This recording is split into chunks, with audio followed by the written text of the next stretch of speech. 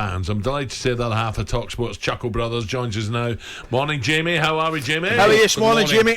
Good morning, Penfold and Got One. How are we? Jamie, where's your fantastic Sky Bet trophy? Where is it? Have you moved it?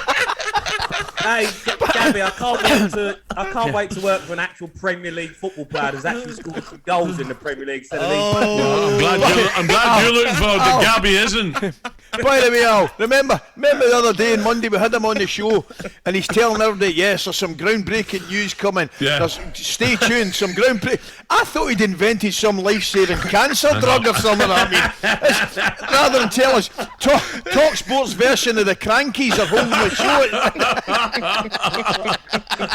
It's going to be a great show, lads. I can't wait for it. Me and Gabby, R5 every Saturday, taking your calls. Brilliant. We're also going to be doing a half-time phone-in from the R5 kickoff. So whoever's playing at half-5, if you can have your say at Everton Chelsea. Well, if you're not aware, it's Everton Chelsea. Yeah, Saturday. Yeah, it's going to be massive. So I can't wait for it. I mean, it's a shame I've got to work with Gabby, but you can just get me teas every break and all serious. Who's leading it? Who's leading it? Are you leading it, Gabby? He's asked to lead it. He's asked to lead it. That's what he's done. Yeah. I take it you've got a few helpers, yeah? There'll need to be about 3,000 in that studio, Al. Hey, listen, don't you start, you two. Sports bars took over anyway. You two were on the out. Oh dear. Brilliant. In all seriousness, boys, lads, it'll be great. We're looking forward to it. I know we're having a laugh, but it'll be great. I would imagine you're looking forward to it too, Gabby. Yeah, because fans want to have their say after games, and they want to. Sometimes they're angry. They want to let out some steam, and who better to speak to than me and Mr. O'Hara? Ex-footballers that people remember. Not the dinosaurs. Wow. Oh, Gabby, I love it.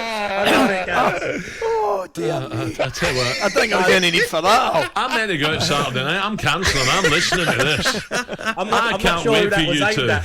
Not used to. Aimed at Alan Brazil and Ali? No way. You two are going to get battered, by the way. You're going to get absolute battered, honestly. It's going to be great. I can't wait for it. Look, I've been really lucky at the station to take on Sports Bar, and it's been an amazing experience, right? Ali listens to the show. It's been top draw, and and just be able to take calls, listen to fans, back's speak to them killing all him. the time. Isn't it? Hey? Cundy's back's killing him.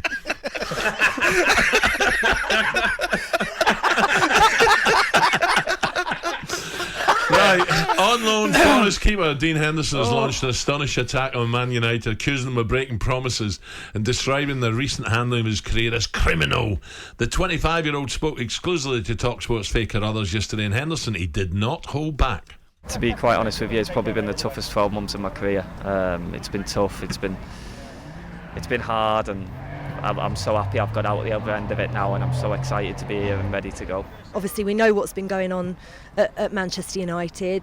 You said you were going to Manchester United to fight for your place with David De Gea.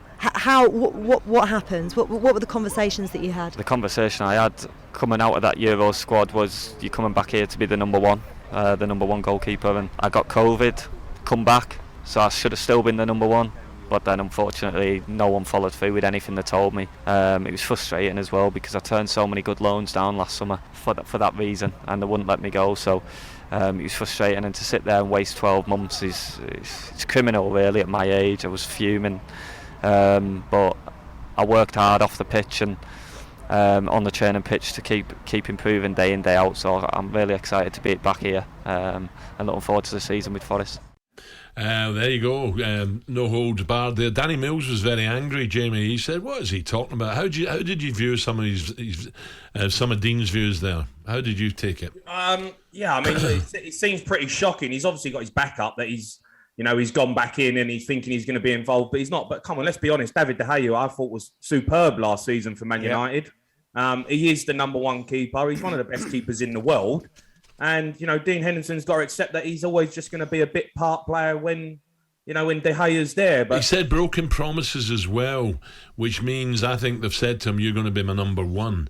But he's only on loan. He's got to go back to United. So I don't think he'll play for Man United again. I think that's it now. I think when you do an interview like that, you come out and you're sort of slating your parent club. It never goes well with the fans, with the coaching staff. As a new manager's come in and he's just going to look at it and go, it's time to move on. Maybe he's done that interview because in the long run, maybe after this loan, that he probably will want to move on. And if he doesn't think he's going to be starting every week, because he's a top keeper as well, by the way. I mean, he's a very good keeper, so he knows he's probably too good to be sat on the bench.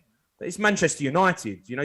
You don't come out and slate Manchester United if you're part of that football club. They're too big of a club to do it to.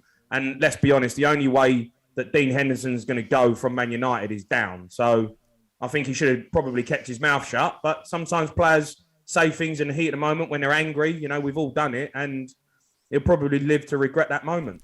Gabby, did you ever have broken promises from a club you were at? No, none. What talking Jamie? about? Roy Keane couldn't wait to get rid of you. No, but you know what, though? What I don't understand is that managers will sometimes say, yeah, you're my number one, you're going to start. And then if someone comes in and does well, that promise is long gone. If someone's like David De Gea, experienced goalkeeper's doing well, Henderson, you've got to wait till he has a bad 3-4 games, and then you're knocking on the door to get back in. So I think he's been a bit too entitled, really. Yeah, well, he's got to prove himself, and he's probably going to be busy this season, isn't he? Let's be honest. Hey, Al, let's be honest. Gabby Agbonlahor promised Martin O'Neill that he'd get a better touch in the summer, and it never happened. Someone's had the week big, said they? Hello. No, but he'll probably regret it, though. The one thing you can't, I don't have a problem with is I'm going out to play and he's wanting games. That's the one thing you don't. He's got a desire to play. I get that, but once you say things like, I come back from COVID and I should still have been the number one, that's where I've got a problem with what he's saying. Yeah, one thing I would say, and you probably agree with this because you've all played for huge football clubs. One thing I regret is sometimes, like I left Tottenham probably a little bit too premature because I was like, I want to play week in, week out. I want to play 38 games a season in the Premier League. I want to be part of it. And then you go somewhere and you think, you know what?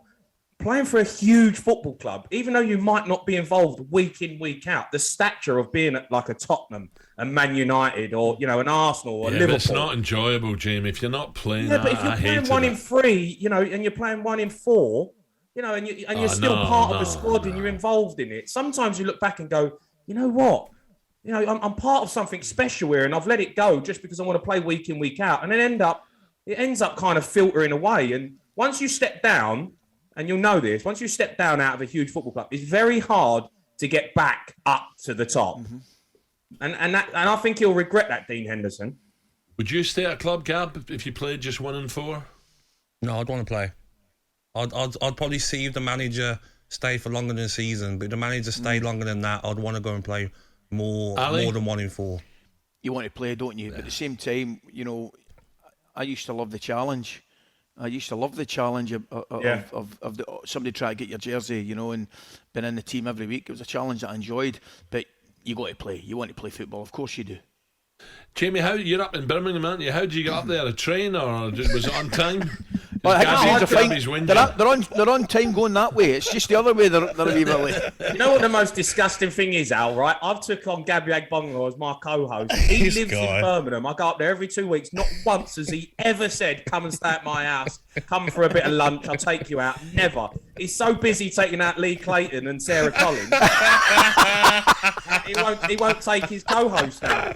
We all know what he's about. Ali, I took Jamie to the Ivy by Tower Bridge once last season. When the bill come, I'm no joke, he went to the toilet. He went to the toilet. It was like £200 bill. He disappeared for 10 minutes, come back and he's like, I'll grab this. But it's already paid, Jamie. It's funny you should say that. He's done that to me at Royal Ascot. It's funny you should say that. I was going to say, Gabby, what did you have? 2 coffees and a bit of toast, man? For you're not wrong. You're not wrong. Lies, a lot of you, lies. So how come you're down here in London, he's up in Birmingham? He's a London boy. Because he really likes Birmingham. He used to live there when he was at Wolves, and he really loves the city. It's taken to him. So do you see Walsall? He was at Walsall. Hey, The Brummies love me more than they love Gav. Let me tell you, he can't go out in Birmingham. He's not allowed out. So Jamie, tell us again. Saturday night, what time? Saturday night, taking your calls. If you're coming out of the grounds, it's going to be an amazing show. Me and Gabby from 5:30 till 7:30. There'll be a half-time phone-in as well. It's going to be brilliant fun. Get involved. 03717 223344 R5 Saturday. Me and Gabby Agbonghor. Top man, Jamie. Looking forward to it, pal. Magic, boys. Good luck. Yeah, I'm not. Jamie O'Hara back in the sports bar tonight again with swordback Jason Cundy. This Saturday, game day phone in with Jamie and Gabby. Don't miss it.